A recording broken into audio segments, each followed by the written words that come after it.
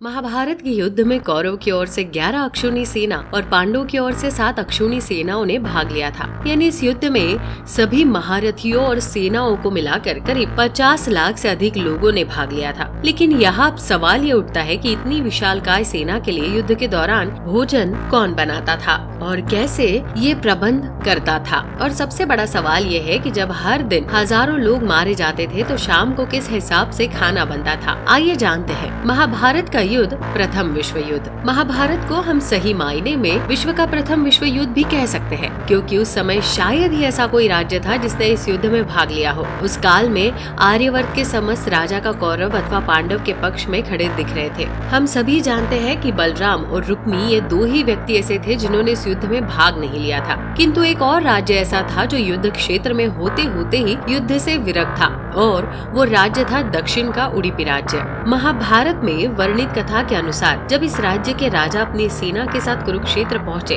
तो कौरव और पांडव दोनों ने उन्हें अपने अपने पक्ष में लेने की बात कही। लेकिन उडुपी के राजा बहुत दूरदर्शी थे। उन्होंने श्री कृष्ण से पूछा कि हे माधव, दोनों ओर से जिसे देखो युद्ध के लिए आतुर दिखता है, किंतु क्या किसी ने सोचा है कि दोनों ओर से उपस्थित इतनी विशाल सेना के भोजन का प्रबंध कैसे होगा। इस पर भगवान श्री कृष्ण ने कहा, महाराज आपने बिल्कुल सही सोचा है। आपकी इस बात से मुझे प्रतीत होता है कि आपके पास इसकी कोई योजना है। अगर ऐसा है तो कृपया बताएं। उसके बाद उडुपी नरेश ने कहा कि सत्य तो ये है कि भाइयों के बीच हो रहे इस युद्ध को मैं उचित नहीं मानता। इसी कारण इस युद्ध में भाग लेने की इच्छा मुझे नहीं है, किंतु ये युद्ध अब टाला भी नहीं जा सकता। इस कारण मेरी ये इच्छा है कि मैं अपनी पूरी सेना के साथ यहाँ उपस्थित होकर समस्त सेना के लिए भोजन का प्रबंध करूँ। राजा की बात सुनकर भगवान श्री कृष्ण ने कहा, आपका विचार उत्तम है। इस युद्ध में लगभग 50 लाख योद्धा भाग लेंगे, और अगर आप जैसा कुशल राजा उनकी भोजन का प्रबंध देखेगा तो हम सभी उस ओर से बेफिक्र रहेंगे। वैसे भी मुझे पता है कि सागर जैसे विशाल सेना के लिए भोजन प्रबंध करना आपके और भीमसेन के अतिरिक्त और किसी में भी संभव नहीं है,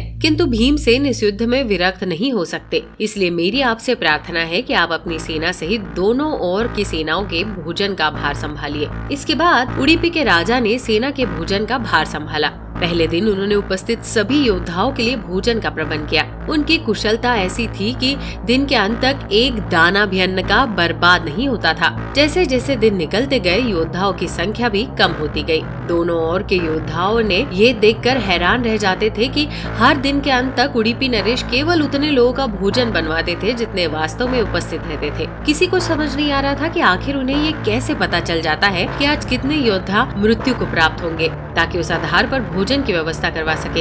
इतनी विशाल सेना के लिए भोजन का प्रबंध करना अपने आप में ही एक आश्चर्य था, और उस पर भी इस प्रकार के अन्न का एक दाना भी बर्बाद न हो, जो एक किसी चमत्कार से कम नहीं था। आखिरकार जब 18वें दिन युद्ध समाप्त हुआ और पांडवों की जीत हुई, अपने राज्य अभिषेक के दिन आखिरकार युधिष्ठिर ने उडुपी राजा से कुछ पूछ लिया कि समस्त देशों के राजा हमारी प्रशंसा कर रहे हैं कि किस प्रकार हमने कम सेना होते हुए भी हमने उस सेना को परास्त कर दिया जिसका नेतृत्व पितामह भीष्म, गुरु द्रोण और हमारे भ्राता जैसे महारथी कर रहे थे। लेकिन मुझे लगता है कि सबसे अधिक प्रशंसा के पात्र आप हैं, जिन्होंने न केवल इतनी विशाल सेना के लिए भोजन का प्रबंध किया, बल्कि ऐसा प्रबंध किया कि एक दाना भी अन्न का व्यर्थ नहीं गया। मैं आपसे इसका रहस्य जानना चाहता हूँ। उडुपी राजा ने बताया कि सम्राट, आपने जो इस युद्ध में विजय पाई है उसका श्रेय किसे देंगे। इस पर सम्राट ने कहा, श्री कृष्ण के अतिरिक्त इसका श्रेय और किसी को भी दिया नहीं जा सकता। अगर वो नहीं होते तो कौरव सेना को हराना असंभव था।